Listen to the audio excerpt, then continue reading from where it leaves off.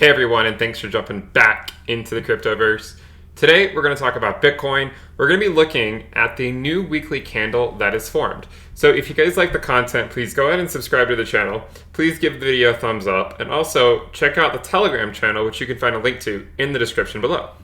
Let's go ahead and jump in. So, one of the things we've been following for Bitcoin for a long time, right, is what are necessary but not sufficient conditions for a bull market to begin. We have the golden cross, right? We saw the golden cross a few months ago. We are above the 20-week moving average, right? So the 20-week moving average, we came above that back in April of 2020, so earlier this year. And then the last thing, right? The last thing that we've been talking about all along is we need to hold the 20-week moving average as support, right? And you can see that we had our first weekly candle down basically right to the 20-week moving average. And if you're unfamiliar with why the 20-week is important, it's just if you look back and look at the last cycle, it tended to play a role there, right? Obviously, the historical data does not necessarily indicate anything about future data, but we can at least use it to, say, inform our decisions. And you can see that, once that 20-week moving average was held on the weekly time frame, note that there are some wicks below, but that, once we held it, every correction that we had was always down to that 20-week moving average. Now, if we are at the beginning stages, right, of a bull market, where in hindsight, it will elucidate that this was the start of the bull market, if in fact we hold the 20-week, you have to recognize that we could be here for a while. One of the things that if you take note of is if you say take a measured move from, here when we first held it as support, over until we started moving back above it again, it only moved up about 20% over 4 months, okay? 20% over 4 months during that time period. And the main reason it was going up was it was just slightly staying ahead of the 20-week moving average, okay? Here's another scenario. So we came up, and then we saw another, 20 to 30% retracement down to the 20-week. And here we moved up about 13% over the course of 2 months, okay? So the phase that this happened in was before it had reached the prior all-time high. And then if you go to present day and look to see where we currently are, we still have a ways to go to get to the prior all-time high. In fact, if you look back over here, this phase of it right here was around $450. This one up here was closer to, say, $600, $650, which was about, it was, these two were about halfway below the prior all-time high, which is more or less where we are today, okay? We're more or less at the same spot. Now, the question, right, is will we hold the 20-week? So the first thing we can say, of course, is that the first candle held it as support. So check, right? First candle held it as support. Now the question is will the second candle hold it as support? And there's really no guarantees. I mean, if you look back over here, the first candle back in February held it as support, but then it was the next candle that went below, and then the candle after that led to our big capitulation that everyone remembers, right? You woke up with a knot in your stomach probably if you saw your portfolio down by 60% and you really were not expecting it. You look back even further, and you see back in a year ago, we came down to the 20-week, and we had a few candles hovering slightly above it, and then we just dropped below. Okay, and we've looked at past cycles. We noted that in the first cycle, it was the first attempt that led to the bull market. In the second cycle, it was the second attempt that led to the bull market. And now we're in the third cycle, and the idea is, well, if it's linear, maybe it'll be the third attempt. Of course, we note that it might not be linear. Maybe it's like exponential or something. Maybe it'll take a few more attempts. Not that the exact number has to be on any specific schedule, but what it indicates, right, is it indicates a lengthening reaccumulation phase or a lengthening accumulation phase. Because during an accumulation phase, the natural volatility of Bitcoin will cause the price and moving averages to cross several times, right? That's why, during the first cycle, it was the first golden cross that led to the parabolic move. During the second cycle, it was the second golden cross that led to the parabolic move. And this is, when I'm saying the first cycle, I mean after the first bear market. And then this is the third cycle after the first parabolic, or after the third parabolic move. And we're at our third golden cross, right? We printed our third golden cross a few months ago. So the question now, right, is are we going to hold it now as support or are we not? And you can see that at least the first candle held it as support. So this is at least good for the short term. It looks like there was, the bulls did come out in numbers to defend the 20-week moving average, which in my opinion is what defines the bull market, right? If Bitcoin breaks the 20-week, we know that we're likely heading much further down than that, and we're talking about on the weekly time frame. A wick below is nothing to get too upset about, right? We're talking about weekly closes, and we just had our weekly close. So now we can look at it and say, okay, we had our weekly close. It was above the 20-week moving average, and now we're forming a second candle. So the idea here, the general idea is for every candle we can print continuously above the 20-week, it gives more credence to Bitcoin that it will hold it as support, right? And again, during the last cycle, we were basically hovering right above it for 4 months, okay? And it went up 20%. Well, if we did the same thing today, you don't really have to be super great at math to, identify that 20% above 10,000 is just $12,000. So if you go to, say, a 20% move from where we currently are over approximately 4 months, it would slowly take us back up to 12K over the next 4 months. So looking to get back to 12K by early 2021. This, of course, is if we repeat the last cycle. Whereas we know that the cycles are going to be different, but I'm just trying to give you an idea of how things could go if, in fact, we were to see some type of repetition here. Now, the other thing to consider, right, is that there is the possibility that we fall below it, right? We know that there's a chance we could fall below it. We recognize it. And we also recognize that we're still in the phase of the cycle that we could still fall below it and still be on track to get to a sustainable $20,000 Bitcoin by, what I've said before, by the end of 2021 or the beginning of 2022. Okay, this is where I think the target would be, just extending out our regression band, looking to see that we reach the prior all-time high within the regression band and saying, okay, well, maybe we're going to reach the prior all-time high again within the regression band, which if we extend it out, we'll reach approximately $20,000 sometime during the fourth quarter, sometime end of 2020, early 2021, depending on, how much your tolerance is, right? Are you wanting the 20K to be in the upper half, the lower half, the exact middle, or fair value? So it depends on that. So if we zoom in, right, we note that, yeah, we could fall below it.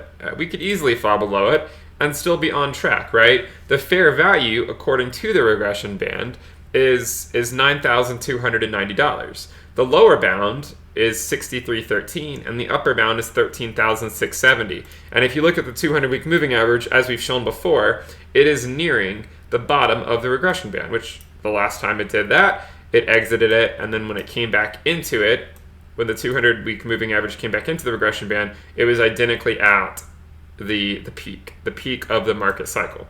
So what we're looking for, right, is we either hold it and move up a bit slower over the next 12 months, or we don't hold it and we move up a bit quicker, but in 2021. Because as we noted, it's probably going to take us a decent amount of time to get back to the prior all-time high. So if we drop below, again, as we said in a few videos ago, I think it just presents an opportunity. I feel like the sentiment, the market is very different now than it was 6 months ago. So 6 months ago, as we said, this, if we go here back 6 months, you basically get to the last time we tested it, and then if you take another 6 moves back from there, you get to the last time we tested it, where we failed both times. So I do think that the sentiment is changing, right? I think it's a $10,000 Bitcoin is no longer considered as overvalued as it once was, right? If you look at, say, the fair value back in September 2019, 10K was it was twice what I would consider the fair value to have been back then. But now the fair value is getting close to $10,000. I think it slowly changes in people's mind, like, what is a fair value for Bitcoin? Like, what does it mean to have a Bitcoin? Is it a new car? Is it a new computer, right? This is from prior cycles. Maybe this cycle at the peak, it'll be a new house, right? Or a down payment on a house or something. So at the end of the day, I know there's a lot of people that came into the market at the top, right? You came into the market at the top, and it's unfortunate if you were the dumb money, right? Let's just call it what it was, that FOMO'd in everything into the top. And I actually don't really consider you to be that much of dumb money, right? Because, I mean, technically speaking, we were still, in terms of the risk band, we were still less than 0.5 risk.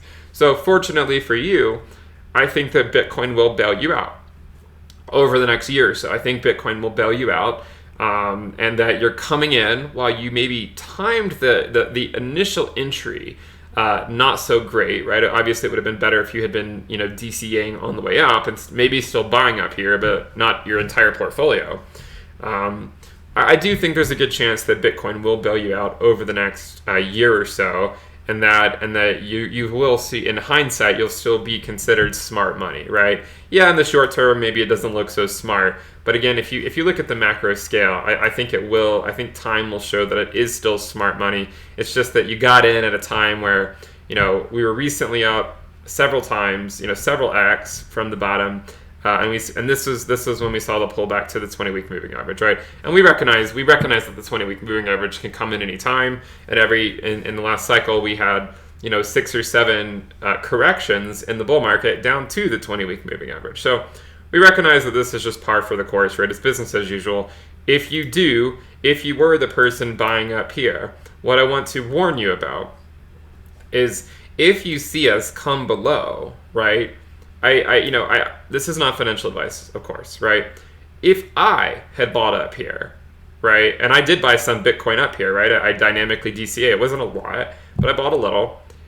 If it comes back down here, let's say it comes back down to say $7,000 or something, I don't think it would be wise to be the person capitulating, right? Just like it wouldn't have been wise to be the person capitulating at 3,100 back in December of 2018, just like it wouldn't have been smart to be the person capitulating at 3,800 back in March of 2020. So if we do come down, I want you to try to stay resolute on the macro scale and not get too invested, so to speak, in these short-term moves, because if anything, a move down and then a move back up would just, I think it would just give people one last chance to buy in. But again, I do think there's a good chance that we hold it, and I think one of the indicators you can look at to try to get a gauge on whether we're going to hold it is look at stocks, right? There's no denying that while in historically speaking, if you look at every Bitcoin bear market and look at the correlation between the S&P 500.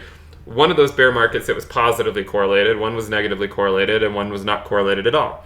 So historically speaking, Bitcoin bear markets are not correlated to the S&P. But we're not really in a Bitcoin bear market. I would say that we're in an accumulation phase, right? This was the bear market. We're in an accumulation phase. And it does seem that if stocks pull back, Bitcoin will pull back as well. If you look at 2017, for instance, and 2016 and 2017, this is one of the greatest runs for stocks, right? This was when stocks were doing amazingly well. And so, if you look at it from that perspective, I think one potential indicator that you could use to try to gauge whether you think Bitcoin will hold the 20-week is, well, what are stocks doing, right? Are they holding their ground at least? Are they slightly moving up? Or are we seeing a huge correction in stocks, like in the S&P, the Dow Jones, the NASDAQ? Are we seeing huge corrections there, and are things coming back down, right? If they start coming back down, the probability that Bitcoin holds the 20-week moving average, I think, would also come back down.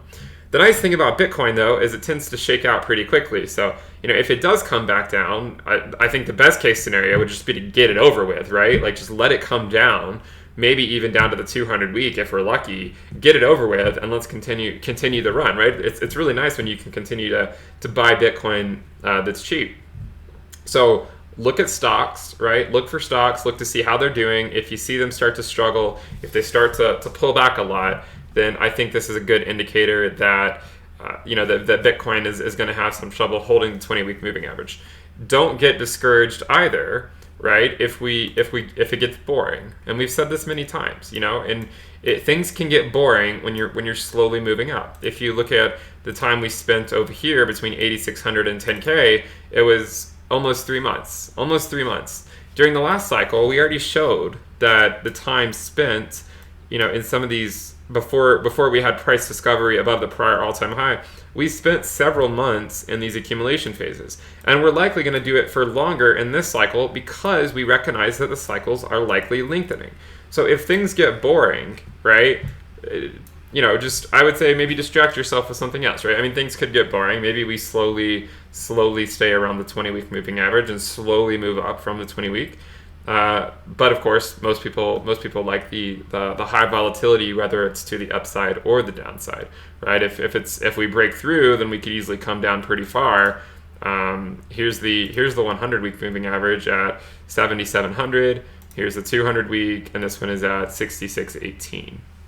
So, watch for the 20-week. The purpose of this video is just kind of recap, show that we did hold it on this candle. We had a wick right down to the 20-week, and then now we have another one with the wick that actually went slightly below the 20-week, right? Because the 20-week moving average has moved up, right? Last week, the 20-week was, in the 9,800s. Now it's at 9,900, right? 9,948.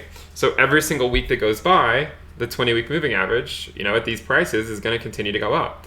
So in order to compensate and in order for Bitcoin to be above the 20-week, it needs to continue to be printing candles above the 20-week moving average. So these are things that you need to be aware of, right? And you need to recognize that if Bitcoin just moves sideways at 10K, then it's going to start going below the 20-week. So it doesn't necessarily have to drop for it to go below the 20-week over the next couple months. If it goes sideways for the next 2 months, it will go below the 20-week moving average. So this is the critical point I think we need to look out for.